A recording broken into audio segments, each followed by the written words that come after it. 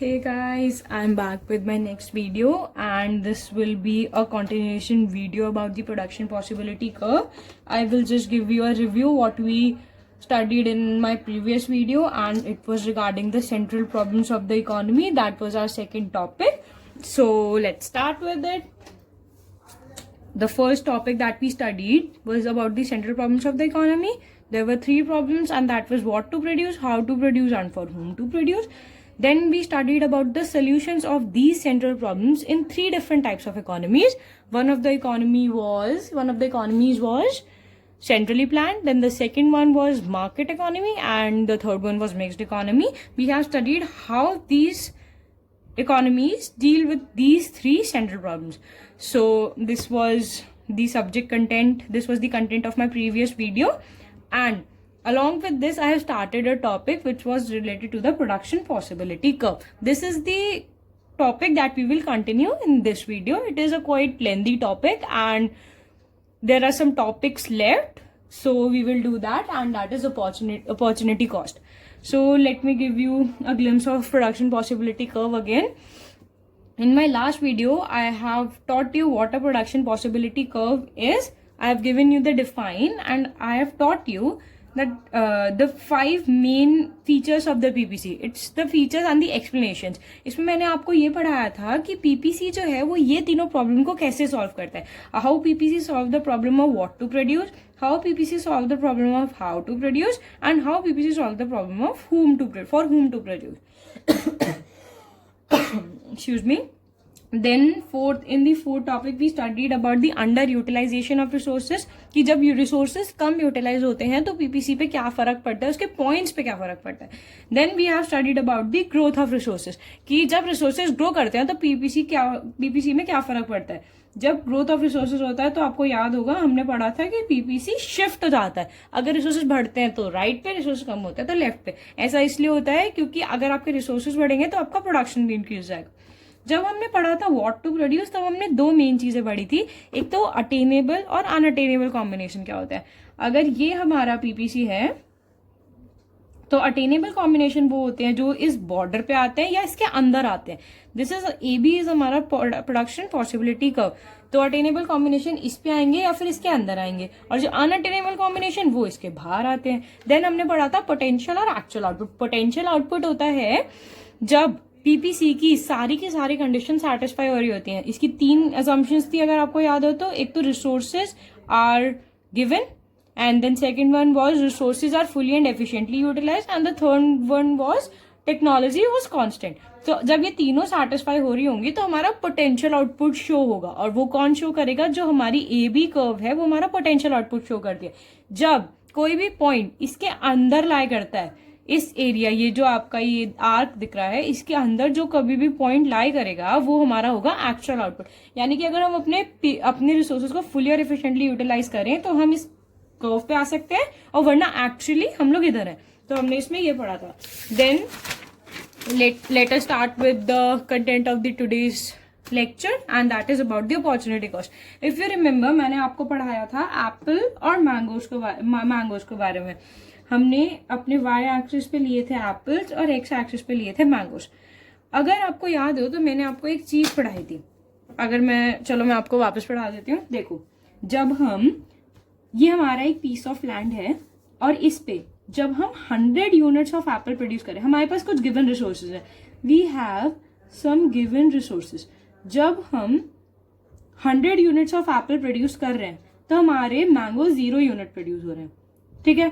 अब क्या हुआ, हमने अपने उसी सेम, क्योंकि हमारे पास रिसोर्सेज तो सेम है, तो उन्हीं सेम रिसोर्सेज में से हमने 10 यूनिट ऑफ एप्पल कम कर दिए, तो हमारे मैंगोज कितने बढ़े, 10 यूनिट्स. उसके बाद क्या हुआ, ये हम पॉइंट बी पे पहुंच गए 90-10. उसके बाद हमने अपने एप्पल्स कम किए बाय 20 यूनिट्स. उसके बाद हमारे एप्पल्स फिर से कितने बढ़े, मैंगोज कितने बढ़े, 10 यूनिट. तो हम पहुंच गए 70-20 पे. यानी कि अब हमने 10 नहीं 20 एप्पल्स कम किए हैं, तब हमारे मैंगोज 10 यूनिट बढ़े. आपको एक पैटर्न दिख रहा होगा इधर. एप्पल्स उसके बाद हमने कम किए बाय 30 यूनिट्स, तो हमारे मैंगोज कितने बढ़े, अगेन बाय 10 यूनिट्स. उसके बाद हमने एप्पल्स किए 40 यूनिट से कम, तो उसके बाद हमारे मैंगोज कितने बढ़े, फिर से 10 यूनिट्स बढ़े. तो ये जो है यानी कि अपॉर्चुनिटी कॉस्ट हम इस चीज से समझाएंगे कि जब हमें एक एक्स्ट्रा चीज प्रोड्यूस करनी होती है गिवन द सेम रिसोर्सेज, तब हमें कोई एक चीज सैक्रिफाइस करनी पड़ती है जिसको हम अपॉर्चुनिटी कॉस्ट बोलते हैं. For example, if we are coming from point A to point B, तो आप देखो क्या हो रहा है. जब हम पॉइंट ए से पॉइंट बी पे आ रहे हैं तो we are sacrificing 10 units of apple to gain 10 units of mangoes. तो बेसिकली क्या हो रहा है यहाँ पे ये हो रहा है कि 10 यूनिट्स ऑफ मैंगो प्रोड्यूस करने की opportunity cost 10 units of Apple है. लेकिन जब हम पॉइंट बी से सी पे आ रहे हैं तो अब क्या हुआ, अब अपॉर्चुनिटी कॉस्ट चेंज हो गई. अब हमारे 10 यूनिट्स ऑफ मैंगोज को प्रोड्यूस करने की अपॉर्चुनिटी कॉस्ट हो गई 20 यूनिट्स ऑफ एप्पल्स. तो अब आपने देखा यहाँ पे क्या हो रहा है, यहाँ पे जो हमारा स्लोप है वो बढ़ रहा है. ये देखो, अब देखो जैसे let's do the same process again. जब हम पॉइंट सी से पॉइंट डी पे आ रहे हैं तो क्या हो रहा है, जब हम पॉइंट सी से डी पे आ रहे हैं, ये हमारा पॉइंट सी है 70-20 और हमारा डी पॉइंट है 40-30, तब हमें 30 यूनिट्स ऑफ एप्पल कम करने पड़ रहे हैं. हमें ज्यादा क्वांटिटी ऑफ एप्पल देनी पड़ रही है to produce the same quantity of mangoes. आप देख रहे हो क्या हो रहा है, हमने पहले 10 मैंगोज के लिए 10 ही एप्पल दे दिए, फिर हमने 10 मैंगोज के लिए 20 एप्पल दे दिए, उसके बाद हमने 10 मैंगोज के लिए 30 एप्पल दिए. यानी कि जो हमारी अपॉर्चुनिटी कॉस्ट है that is increasing. Opportunity cost is increasing, ये हो रहा है हमारे साथ. इसका मतलब जो अपॉर्चुनिटी कॉस्ट है वो बेसिकली हो क्या गई, it is the slope of PPC. ये जो है स्लोप इज कि इस पॉइंट से जितना टैंजेंट जा रहा है. अभी आपको आई थिंक टैंजेंट तो आपने मैथ्स क्लास में पढ़ाई होगा 10th क्लास में. तो ये जो इस पॉइंट से टैंजेंट जा रहा है that gives the slope of PPC. तो opportunity cost is equals to slope of PPC. अभी मैं आपको बताती हूँ स्लोप ऑफ पीपीसी क्या होता है. अभी आपको ये सारी बातें अच्छे से क्लियर हो जाएंगी, एक बार ये ध्यान में रखना. उसके बाद एक और चीज आपने देखी, अगर अपॉर्चुनिटी कॉस्ट इंक्रीज हो रही है और अपॉर्चुनिटी कॉस्ट स्लोप के इक्वल है, तो slope is also increasing. Slope of PPC increase हो रहा है. Let me explain it to you. देखो, सबसे पहले हम लिखते हैं अपॉर्चुनिटी कॉस्ट की define. What the opportunity cost is, opportunity cost is the cost of availing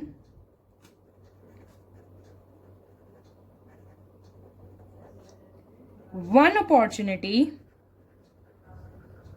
हमारे एग्जाम्पल के टर्म्स में वो वन अपॉर्चुनिटी क्या हो गई, मैंगोज, प्रोडक्शन ऑफ मैंगोज हो गई.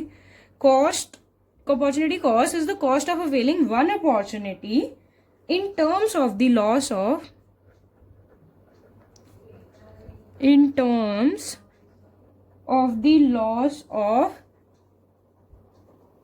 other opportunity. और अदर अपॉर्चुनिटी क्या हो गई इधर हमारी, एप्पल्स. यानी कि हम एक अपॉर्चुनिटी गेन कर रहे हैं इन टर्म्स ऑफ अदर अपॉर्चुनिटी. अब इसके हम इसका मतलब एक और हो गया, मतलब इसकी एक और डिफाइन नहीं है, इसकी एक और एक्सप्लेनेशन है. It is the cost of shifting resources. It is the cost of shifting resources. It is the cost of shifting resources from one use. और वो हमारा वन यूज क्या है, हम पहले कहाँ यूज कर रहे थे, एप्पल, टू अदर यूज जो क्या है हमारा मैंगोज. तो इसकी दो डिफाइन हो गई. It is the cost of availing one opportunity in terms of the loss of other opportunity, and then it is the cost of shifting resources from one use that is apple to other use. तो एक तरह से देखा जाए तो opportunity cost क्या हो गई, opportunity cost is equals to loss of apples, loss of opportunity 1 because of the gain of mangoes. यानी कि अर्निंग हम लोग एक अपॉर्चुनिटी, जो हमारी अपॉर्चुनिटी 1 है एप्पल, उसको कम कर रहे हैं, उसका लॉस हो रहा है, और हम उसके बदले में क्या गेन कर रहे हैं, मैंगोज गेन कर रहे हैं. So this is what is known as opportunity cost. अब देखो मैं आपको एक एग्जाम्पल देती हूँ. जैसे मैंने आपको एक पिछले वीडियो में भी दिया था, अगर आपके पास जॉब ऑफर है, आपके पास ना 3 जॉब ऑफर है, जिसमें आपको 10,000 रुपये मिलेंगे, एक में आपको 5,000 रुपये मिलेंगे, और एक में आपको मिलेंगे 2,000 रुपये. तो ये है जॉब ए, ये है जॉब बी. ये तीनों ही जॉब ऑफर अच्छी प्रोफाइल के लिए, तीनों सेम प्रोफाइल के लिए. तो अब ऑब्वियसली बात है ना, आप बीइंग अ रैशनल कंज्यूमर, आप 10,000 की जॉब लोगे. तो आप 10,000 की जॉब लोगे तो आपने इसके बदले में मतलब क्या छोड़ा? आपने 2,000 छोड़ा 10,000 के बदले में? नहीं, आपने 5 और 2 दोनों छोड़े. आपने छोड़े तो दोनों, लेकिन अगर आप ये ना लेके ये लेते तो आपको 7,000 थोड़ी मिलते, सिर्फ 5 ही तो मिलते. यानी कि आपने ए को अवेल करने के लिए बी की जॉब छोड़ी. तो यानी कि opportunity cost of choosing a is ₹5,000. यानी कि आपने 5,000 रुपीज छोड़े टू गेन 10,000 रुपीज. तो ये जो आपकी 10,000 रुपीज की अपॉर्चुनिटी कॉस्ट हो गई, वो हो गई 5,000 रुपये. So this is what is known as opportunity cost. अब जो ये अपॉर्चुनिटी कॉस्ट और स्लोप ऑफ पीवीसी को मैंने कंबाइन किया था, we will come back to this. अभी पहले मैं आपको अपॉर्चुनिटी कॉस्ट के बारे में थोड़ा और बता देती हूँ. There are 2 types of opportunity cost. Not 2 types, but there are 2 things in opportunity cost that you need to learn. Opportunity cost, इसमें 2 चीजें आएंगी आपकी. एक तो ए है टोटल, अभी के लिए मैं इसको ओसी लिख रही हूँ, प्लीज एग्जाम में ऐसा मत करना, total opportunity cost. And the second one is marginal opportunity cost. तो ये 2 अपॉर्चुनिटी कॉस्ट है. अब देखो टोटल अपॉर्चुनिटी कॉस्ट क्या होता है? It refers to the total loss of output when the given resources are shifted from use 1 to use 2. जैसे मैंने अभी आपको पढ़ाया था, अगर मान लो आपको 40 यूनिट्स ऑफ मैंगोज प्रोड्यूस करना है, तो आपकी अपॉर्चुनिटी कॉस्ट कितने हो गई? 100 यूनिट्स ऑफ एप्पल. सो ये आपकी टोटल अपॉर्चुनिटी कॉस्ट हो गई ना. यानी कि अगर आपको पूरी की पूरी लैंड पर मैंगोज प्रोड्यूस करना है, तो आपको पूरा का पूरा एप्पल सैक्रिफाइस करना पड़ेगा. So total opportunity cost, what it is? It is the total loss of output. It is the total loss of output when the given resources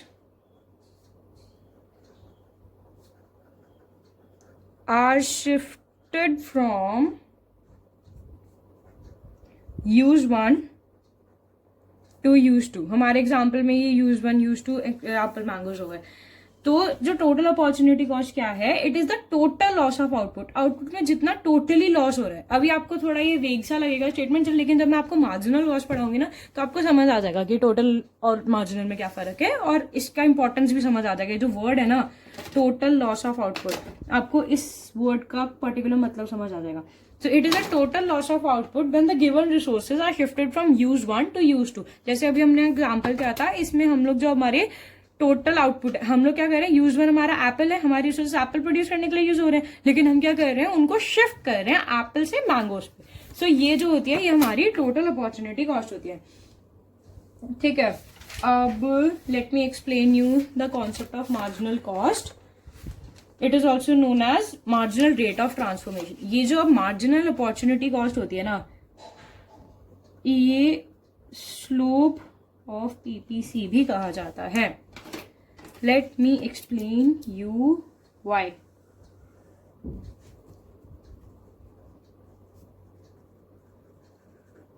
marginal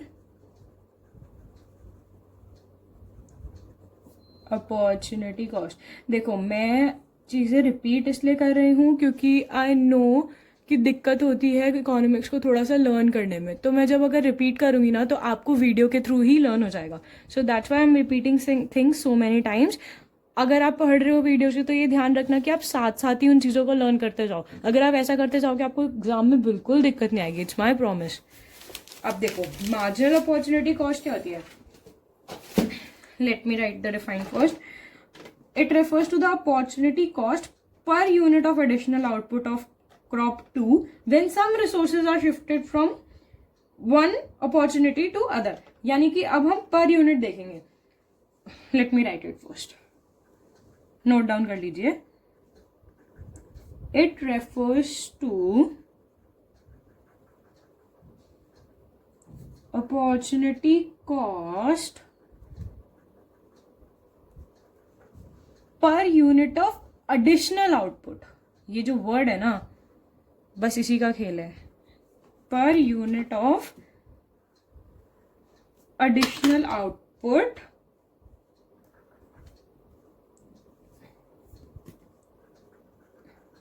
of good two when some resources are shifted from one opportunity to other, that is good one. देखो, अब इस पे मैं एक काम करती हूँ, आपको एक नया एग्जाम्पल देकर समझाती हूँ. अब मान लो कि हम लोग, चलो आपको एप्पल मैंगो से ही समझाया जाए. अब जो हमारा ये है, ठीक है, हमने ये पढ़ा था. अब हमारा टोटल तो ये हो गया कि जब हम 40 प्रोड्यूस करेंगे तो हमें 100 देना पड़ेगा. ये हमारा टोटल अपॉर्चुनिटी कॉस्ट हो गया. अब मान लो हमें पॉइंट सी पे अपॉर्चुनिटी कॉस्ट निकालना है, तो हम कैसे निकालेंगे? ये देखो, चलो पॉइंट डी पे निकालते हैं थोड़ा, क्योंकि अनटाइडी हो रहा है यहाँ पे. पॉइंट डी पे जो अपॉर्चुनिटी कॉस्ट है वो कैसे निकालोगे? हमने कितना एक्स लूज किया, कितना एप्पल्स लूज किया हमने. हम 30 से 40 आए तो हमारा 30 यूनिट्स ऑफ एप्पल कम हुए, और हमारा गेन कितना हुआ? 10 यूनिट्स. तो 10 यूनिट्स प्रोड्यूस करने की अपॉर्चुनिटी कॉस्ट क्या हो गई? 30 units. So this 30 is the opportunity cost. ये जो मैंने आपको यहाँ पे पढ़ाया था एग्जैक्टली सेम चीज है. This is the marginal opportunity cost. जब हम 40 प्रोड्यूस कर रहे थे तो हम 100 को लूज कर रहे थे. That was the total opportunity cost. अब हम पर यूनिट एडिशनल आउटपुट की बात कर रहे हैं. देखो क्या हो रहा है कि जब हम सिर्फ चेंज की बात कर रहे हैं, हम लोग ये नहीं देख रहे कि 70 से 40 हो गया. हम लोग ये देख रहे हैं कि 70 से 40 होने में कितना कम हुआ. यानी कि अब हम चेंज की बात कर रहे हैं. इधर हम टोटल की बात कर रहे थे, सीधा 0 से 100, 0 से 40. तो इधर हम टोटल आउटपुट की बात कर रहे थे कि अगर एक लैंड है उस पर अगर मैंगोस प्रोड्यूस करें तो टोटल 40 होंगे, और अगर हम वो ना प्रोड्यूस करके एप्पल प्रोड्यूस करें तो टोटल 100 होंगे. बट स्टिल हमने मैंगोस प्रोड्यूस करने का चूज किया तो हमारी अपॉर्चुनिटी कॉस्ट 100 हो गई. अब मान लो उसी सेम लैंड पे हम एप्पल्स प्रोड्यूस कर रहे हैं, यानी कि हम 100 यूनिट ऑफ एप्पल प्रोड्यूस कर रहे हैं. But at the same time हम उसी लैंड पे 40 यूनिट्स ऑफ मैंगोस प्रोड्यूस कर सकते थे, बट हम कर रहे हैं एप्पल्स प्रोड्यूस. तो एप्पल प्रोड्यूस करने की अपॉर्चुनिटी कॉस्ट क्या हो गई? 40 यूनिट्स हो गई. सो बस इतनी सी बात है. ये हो गई टोटल अपॉर्चुनिटी कॉस्ट. लेकिन अब हम डिसाइड कर रहे हैं मार्जिनल अपॉर्चुनिटी कॉस्ट क्या है, यानी कि पर यूनिट ऑफ आउटपुट हमारी कितनी आ रही है अपॉर्चुनिटी कॉस्ट. ये हमारा पॉइंट डी है. इस पॉइंट तक आने के लिए हमने एडिशनल कितना आउटपुट खोया. देख, अगर हम 0 से देखें तो 0 से तो हम 30 पे आ गए, ठीक है, और इधर 0 से ये 40 था. अगर हम टोटल देखें तो हम 30 मैंगोस प्रोड्यूस कर रहे हैं और 40 एप्पल्स प्रोड्यूस कर रहे हैं. तो opportunity cost of producing 30 mangoes produce करने की अपॉर्चुनिटी कॉस्ट हो गई 40 एप्पल्स. हमें 40 एप्पल्स सैक्रिफाइस करने पड़ेंगे ताकि हम 30 मैंगोस प्रोड्यूस कर सके. राइट, ये हो गई हमारी टोटल अपॉर्चुनिटी कॉस्ट. लेकिन अब हम मार्जिनल अपॉर्चुनिटी कॉस्ट की बात कर रहे हैं, तो अब आ गई चेंज की बारी. यानी कि जब हम सी से डी पे आए तो हमारा एडिशनल आउटपुट कितना हुआ? एडिशनल आउटपुट हुआ 10 यूनिट्स. तो जब हम 10 यूनिट्स ऑफ मैंगोस प्रोड्यूस कर रहे हैं, उसकी हमारी अपॉर्चुनिटी कॉस्ट कितनी हो गई? That is 30. सिर्फ 30 हुई ना. तो इस केस में अपॉर्चुनिटी कॉस्ट कितनी आ गई? 30 आ गई. इस केस में अपॉर्चुनिटी कॉस्ट कितनी आई थी? 40 आई थी, क्योंकि यहाँ पे हमने टोटल अपॉर्चुनिटी कॉस्ट के बारे में बात किया था. यहाँ मार्जिनल अपॉर्चुनिटी कॉस्ट के बारे में बात करें, इधर 30 प्रोड्यूस करने के लिए 40 अपॉर्चुनिटी कॉस्ट है, इधर 10 प्रोड्यूस करने के लिए 30 अपॉर्चुनिटी कॉस्ट है. यानी कि हम पर यूनिट एडिशनल आउटपुट पे लेते हैं.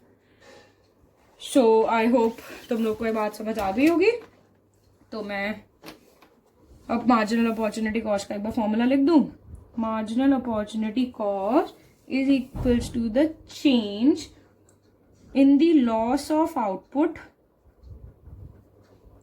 Of good one, good x, ये हमने एक्स एक्सिस पे बनाया था ना, तो हम इसको गुड एक्स लेंगे, सॉरी गुड वाई हो गया, क्योंकि लॉस ऑफ आउटपुट इधर था ना, इधर लूज कर रहे हैं और इधर गेन कर रहे हैं, तो loss of output of good Y over delta, delta is the change, ये जो सिंबल है ये रिप्रेजेंट करता है कि चेंज कितना हुआ, जैसे इधर the change was 10 and 30, gain of output of good X.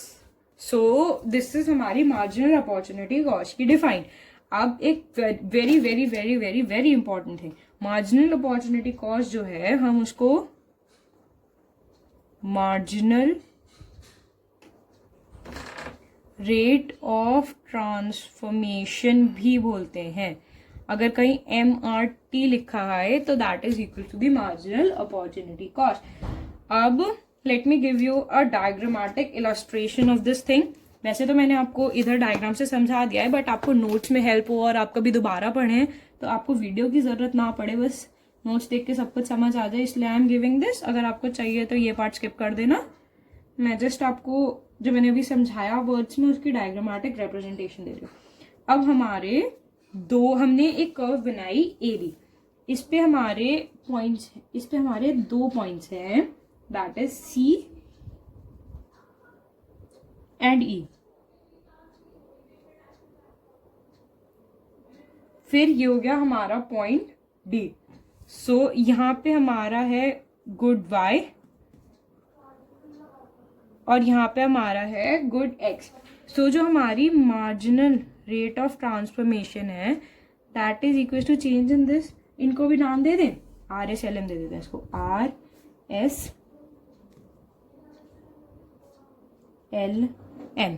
तो हमारा मार्जिनल रेट ऑफ ट्रांसफॉर्मेशन क्या हो गया, loss of output of good Y, तो loss of output of good Y हो गया RS, gain of output of good X वो कितना हो गया LM। तो ये हमारा हो गया मार्जिनल अपॉर्चुनिटी कॉस्ट या फिर मार्जिनल रेट ऑफ ट्रांसफॉर्मेशन। ठीक है, अब अगर हम यहाँ देखें तो हमारा टोटल अपॉर्चुनिटी कॉस्ट कितना होगा, सोचो।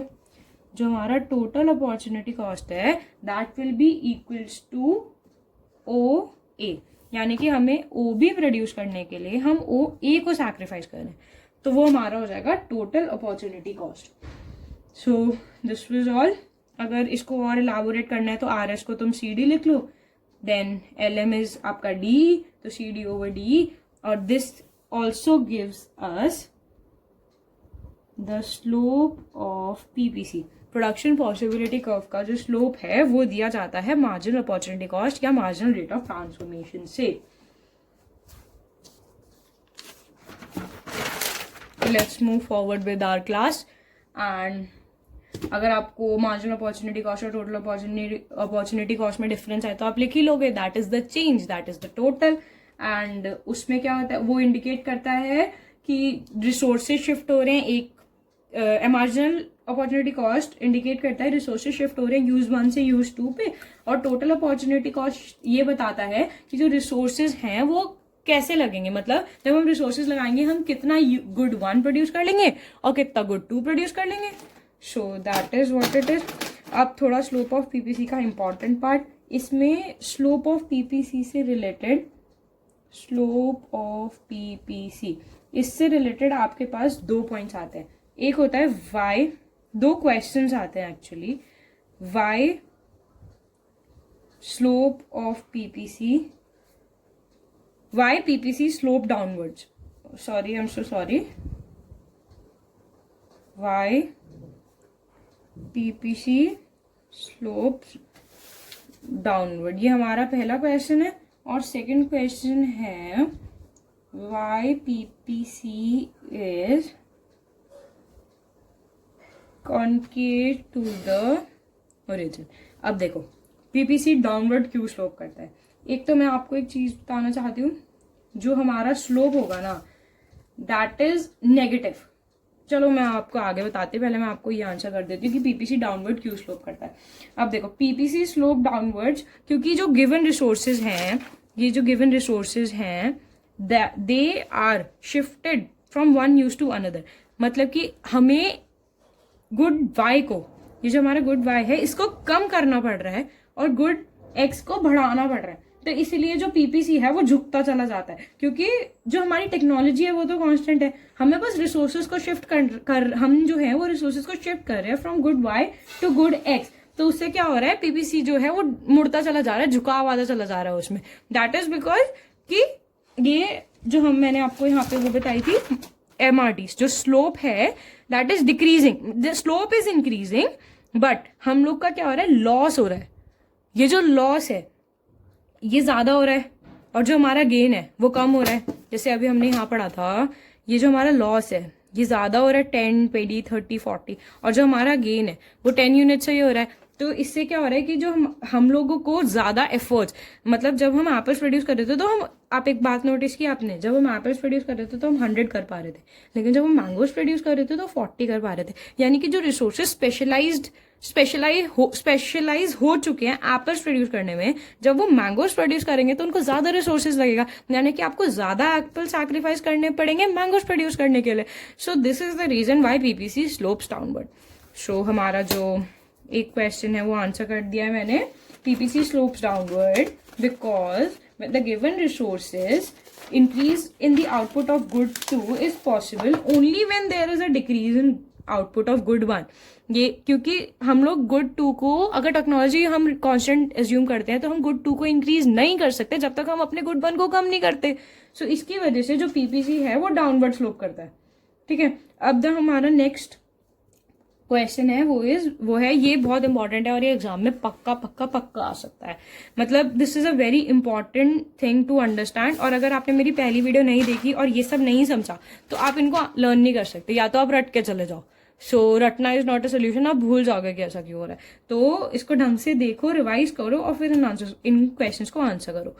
Y PPC is concave to the point of origin. ऐसा क्यों होता है कि जो पीपीसी है उसका शेप कॉन्केव है, this is a concave shape and this ऐसे बनाती है ऐसे, तो that will be a convex shape. तो कॉन्वेक्स नहीं है बल्कि कॉन्केव है, ऐसा क्यों है? अब देखो, इसका मतलब ये है, पीपीसी एक टेक्निकल टर्म है, पीपीसी जो है वो इसलिए कॉन्केव है because of the increasing slope. सबसे पहला पॉइंट है increasing slope. I will explain this, वो जो एग्जाम्पल लिया था मैं उसी से समझाऊंगी।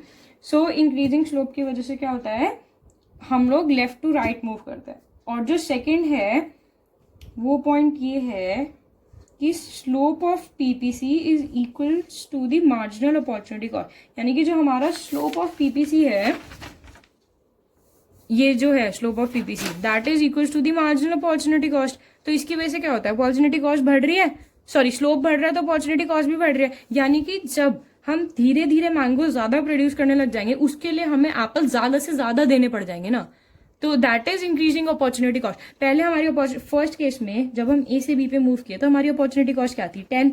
फिर जब हम बी से सी पे मूव किए तो हमारी अपॉर्चुनिटी कॉस्ट कितनी थी, 20। फिर हम जब सी से डी पे मूव किए तो हमारी अपॉर्चुनिटी कॉस्ट 30 थी। यानी कि हमारी अपॉर्चुनिटी कॉस्ट इंक्रीज हो रही है, तो इसीलिए हमारा स्लोप ऑफ पीपीसी इंक्रीज हो रहा है। और यही रीजन है कि हम कॉनकेव हैं पॉइंट ऑफ ओरिजिन पे। So this is the reason for the second thing.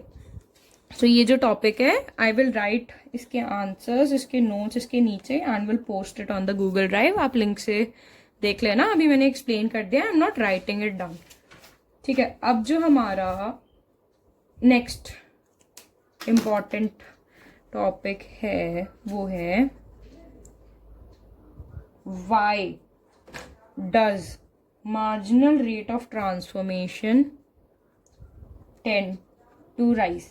मतलब जो हमारा मार्जिनल रेट ऑफ ट्रांसफॉर्मेशन है, यानी कि जो हमारा मार्जिनल अपॉर्चुनिटी कॉस्ट है, यानी कि जो हमारा स्लोप ऑफ पीपीसी है वो इंक्रीज क्यों हो रहा है, इसका क्या रीजन दोगे आप?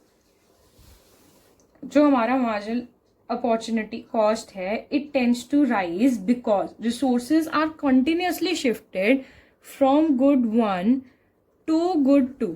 हम कंटिन्यूअसली गुड 1 से गुड 2 पे रिसोर्सेज को शिफ्ट किए जा रहे हैं, और जो उनका एग्जिस्टिंग यूज है, रिसोर्सेज का एग्जिस्टिंग यूज क्या है, गुड 1 को प्रोड्यूस करना, उसको हम डिस्टर्ब कर रहे हैं और गुड 1 से गुड 2 पे कंटिन्यूअसली शिफ्ट करे जा रहे हैं। तो जब जो रिसोर्सेज हैं वो स्पेशलाइज्ड हैं किसी चीज को प्रोड्यूस करने में, और फिर हम उनसे कुछ और चीज प्रोड्यूस कराएंगे, तो जो लॉस ऑफ आउटपुट है that must be increasing. Loss of output is increasing.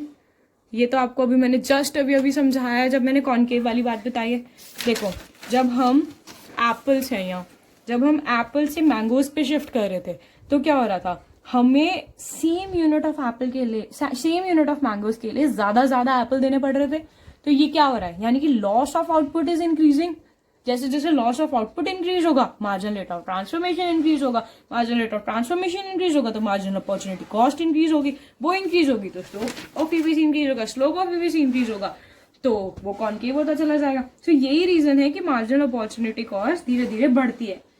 अब let me give you a question to do, और मैं आपको वीडियो में ही वो न्यूमेरिकल कराऊंगी, and it is a very important numerical. इसके बाद आई होप आपको सब कुछ क्लियर हो जाएगा.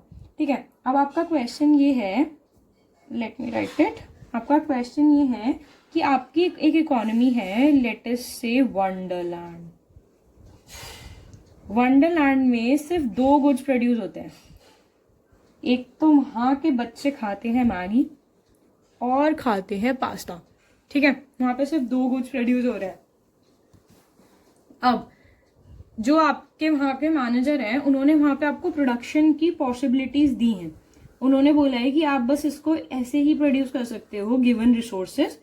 Resources are given, resources are fully and efficiently utilized and technology is constant. जब भी पीपीसी की डिफाइन लिखोगे, और अगर ये तीनों नहीं लिखे तो पीपीसी की डिफाइन लिखने का कोई फायदा नहीं है, वो गलत हो जाएगी. सो ये तीनों चीजों में आपके मैनेजर ने आपको बताया कि मैगी और पास्ता आप कितना कितना प्रोड्यूस कर सकते हो. उसने बोला कि जब आप मैगी को 100 यूनिट्स प्रोड्यूस करोगे तो पास्ता नहीं प्रोड्यूस कर पाओगे आप. जब आप मैगी को प्रोड्यूस करोगे 90 यूनिट्स तो आपका पास्ता होगा 25 यूनिट्स. मतलब आपने 10 यूनिट कम किया तो 25 यूनिट बढ़ गया. ऐसे ही आपको उसने अलग अलग प्रोडक्शन पॉसिबिलिटीज दे दी.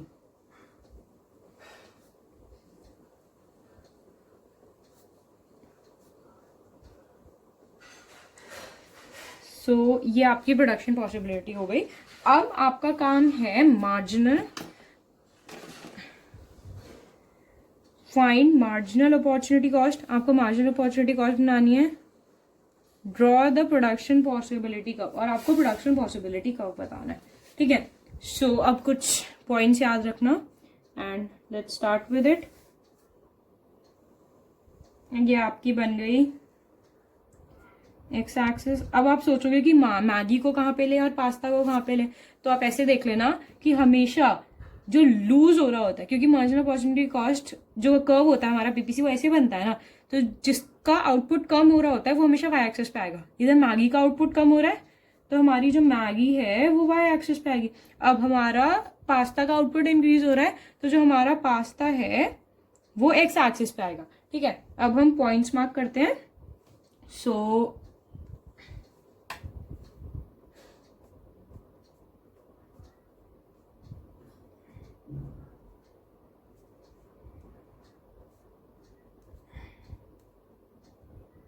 ठीक है, अब सबसे पहला क्या था, मैगी 100. मैं दूसरे पेन से बना देती हूँ ताकि आपको क्लियर रहे. मैगी आपका 100 था, this is the point number 100. Maggi आपका 100 था तो पास्ता आपका 0 था, तो 1 पॉइंट हो गया ये. ठीक है, पॉइंट नंबर ए. देन आपका मैगी जब 90 हुआ तो आपका पास्ता हुआ 25. मैगी ये हुआ, सो ये हुआ पॉइंट बी. ये आपका पॉइंट नंबर बी हुआ. ठीक है, अब आपका नेक्स्ट है जब आपका मैगी हुआ 70, 100, 90, 80, 70. जब आपकी मैगी ये हुई तो आपका पास्ता हुआ 50. 10, 20, 30, 40, 50. सो ये आपका पॉइंट नंबर सी. आप ना इसे सीख लीजिए कि पीपीसी बनाते कैसे हैं, क्योंकि एग्जाम में बनी हुई तो नहीं आएगी. दिस वॉज हमारा पॉइंट नंबर 50, 60, 70, 75. ये हुआ जब मैगी हुआ 40.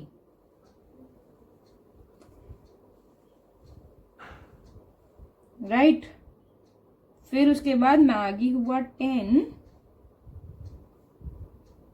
तो ये हुआ 85, ये एक और पॉइंट।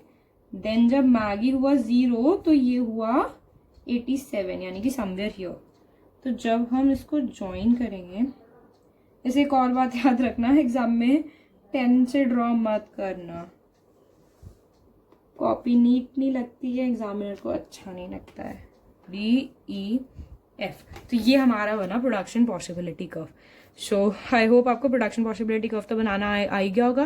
प्रोडक्शन पॉसिबिलिटी कर्व के दो कंडीशन है, दोनों यहाँ पे सेटिस्फाई हो रहे हैं। It is downward sloping, it is concave to the point of origin. अब हम निकालते हैं marginal opportunity cost. Marginal opportunity cost के लिए आपको पहले मैगी और पास्ता के बारे में लिखना पड़ेगा पूरा। और अगर आपको याद हो तो जो मार्जिनल अपॉर्चुनिटी कॉस्ट है वो हर पॉइंट पे अलग आती है। टोटल अपॉर्चुनिटी कॉस्ट तो आप सेम निकाल सकते हो, लेकिन मार्जिनल अपॉर्चुनिटी कॉस्ट हर पॉइंट पे अलग आती है। आप अपने रजिस्टर्स में ये करना शुरू कर सकते हैं। This is very important thing. आपका फर्स्ट पॉइंट है 100, 0, 90, 25, 70, 50, 40, 75, 10, 85, 0, 87, ये आपका हो गया। अब देखो फर्स्ट क्या था मार्जिनल अपॉर्चुनिटी कॉस्ट, मैं लिख दूं यहाँ पे मार्जिनल अपॉर्चुनिटी कॉस्ट क्या था। Marginal opportunity cost was the loss कितना हुआ, उसके बाद गेन कितना हुआ। तो आपके में लॉस ऑफ मैगी, जब आप आंसर करो तो आप ऐसे ही लिखना, लॉस ऑफ पास्ता, आपको फुल मार्क्स मिलेंगे। आप मुझसे लिखवा के ले लो, लिखो, मैं लिख देती हूँ, फुल मार्क्स प्रॉमिस। अगर आप सेम ऐसे लिखोगे जैसे मैं लिख रही हूँ, आपको पक्का फुल मार्क्स मिलेंगे। तो loss of Maggi, loss of pasta. इधर लॉस ऑफ मैगी कितना है, कुछ भी नहीं है, ना ही गेन ऑफ पास्ता है, तो इधर मार्जिनल अपॉर्चुनिटी कॉस्ट नहीं निकलेगी। मार्जिनल अपॉर्चुनिटी कॉस्ट क्या होती है, चेंज। तो इधर कोई चेंज नहीं है ना दोनों में, so no marginal opportunity cost for this. अब हम करेंगे चेंज की बात। इधर लॉस ऑफ मैगी कितना हो रहा है, जब हम इधर से इधर आ रहे हैं कितनी यूनिट्स लॉस हो रहे हैं, 10, और गेन कितनी कर रहे हैं, लॉस 10 कर रहे हैं और गेन कर रहे हैं 25। सो हमारा जो MOC बनेगा वो बनेगा 10/25, दैट इज 0.4। तो ये हमारी हो गई मार्जिनल अपॉर्चुनिटी कॉस्ट जब हम पॉइंट A से पॉइंट B पे आ रहे हैं। अब देखो पॉइंट B से जब C पे आएंगे तो लॉस कितना हो रहा है 20 का, और गेन कितना हो रहा है 25 का। तो हमारी जो मार्जिनल अपॉर्चुनिटी कॉस्ट है वो कितनी हो गई 20/25, दैट इज इक्वल टू 0.8। अब इसके बाद देखो लॉस कितना हो रहा है 30 का, और गेन कितना हो रहा है 25 का। तो अब हमारी अपॉर्चुनिटी कॉस्ट हो गई 30/25, दैट इज 1.2। अब हमारा लॉस कितना हो रहा है, जब हम 40 से 10 पे आ रहे हैं तब हमारा लॉस हो रहा है 30 का, गेन कितना हो रहा है, गेन सिर्फ 10 का हो रहा है।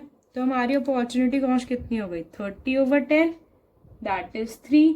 अब जो हमारा लास्ट है इसमें हमारा लॉस हो रहा है 10 का और गेन हो रहा है 5 का। तो हमारी अपॉर्चुनिटी कॉस्ट क्या हो गई 2। अब देखो अपॉर्चुनिटी कॉस्ट बढ़ती हुई नजर आ रही है।